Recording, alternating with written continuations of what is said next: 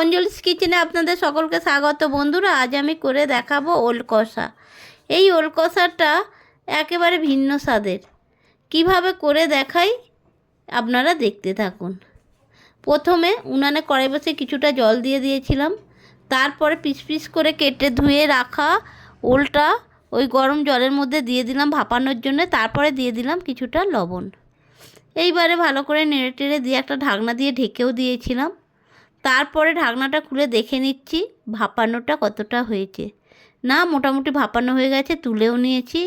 আবারও উনানে কড়াই বসিয়ে সরিষার তেল দিলাম। তেলটা এবারে কড়াইয়ের গায়ে খুন্তি দিয়ে লাগিয়ে দিলাম। তারপরে এবারে ওই গরম তেলের মধ্যে ভাপিয়ে রাখা টুকরো টুকরো করে কাটা ওলটা দিয়ে দিলাম। এইভাবে আমি ওলটাকে ভালো করে ভেজে নেব বন্ধুরা। যতটা ভাজবো ততটা স্বাদ বেশি হবে কষার। আবারও ওলের ভাজাটা তুলে নিলাম, নিয়ে উনানে কড়াই বসিয়ে পরিমাণ মতো সরিষার তেল দিলাম। তেলটা গরম হতে কিছুটা শুকনো লঙ্কা ফাটিয়ে দিলাম, আর দিয়ে দিলাম গোটা জিরে। গোটা জিরে দিয়ে বন্ধুরা দিয়ে দিচ্ছি চিড়ে রাখা কাঁচা লঙ্কা। চিড়ে রাখা কাঁচা লঙ্কাটা একটু দিয়ে দিলাম, একটু বেশি পরিমাণে দিলাম। তারপরে দিয়ে দিলাম বন্ধুরা কোঁচানো পেঁয়াজ। কোঁচানো পেঁয়াজ দিয়ে খুন্তি দিয়ে ভালো করে নাড়াঘাটা করে দিলাম। তারপরে দিয়ে দিলাম লবণ দিয়ে এইবারে দিয়ে দিলাম গুঁড়ো হলুদ গুঁড়োটা দিয়ে খুন্তি দিয়ে আবারও এইভাবে নাড়াঘাটা করে দিলাম, কেননা একটু ভাজা ভাজা হবে সেই জন্য।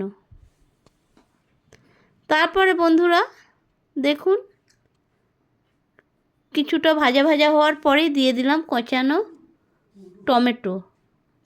টমেটো দিয়ে আবারও খুন্তি দিয়ে নাড়াঘাটা করে দিলাম। এইভাবে একটু কষাতে থাকবো। তারপরে দিয়ে দিলাম আদা রসুন বাটাটা দিয়ে খুন্তি দিয়ে ভালো করে কষিয়ে নিচ্ছি বন্ধুরা।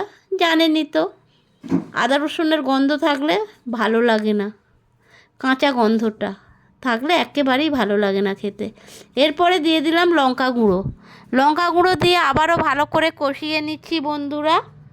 ভালো করে কষিয়ে নিয়ে এইবারে দেখুন কীরকম তেল ছেড়ে দিয়েছে। এরপরে দিয়ে দিচ্ছি কিছুটা টুকরো করে কেটে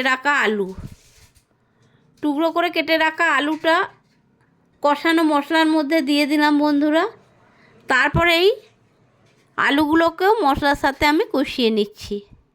ভালো করে একটু কষিয়ে নেব, লাল লাল করে ভালো করে একটু কষিয়ে নিচ্ছি বন্ধুরা। এরপরে আমি এর মধ্যে দিয়ে দেব, মোটামুটি আমার কষানোটা হয়ে এসেছে, কিছুটা গরম জল। এটা কাঁচা জল দিইনি বন্ধুরা, ঠান্ডা জল দিইনি, দিয়েছি গরম জল। এবারে খুন্তি দিয়ে ভালো করে নাড়াচাড়া করে দিয়ে দিলাম ওল ভাজা দিয়ে আবারও খুন্তি দিয়ে নাড়াচাড়া করে ভালো করে একটু মাখা হবে। এই জন্য আমি খুন্তি দিয়ে ভালো করে নাড়াচাড়া করে দিলাম। এরপরে দিয়ে দিলাম কোঁচানো ধনিয়া পাতাটা দিয়ে বন্ধুরা আবারও খুন্তি দিয়ে একটু নাড়াচাড়া করে মাখিয়ে দিলাম। হয়ে গেল আমার ওল কষা। আপনারা এইভাবে বানিয়ে খাবেন, খুব ভালো লাগবে ওল কষা খেতে।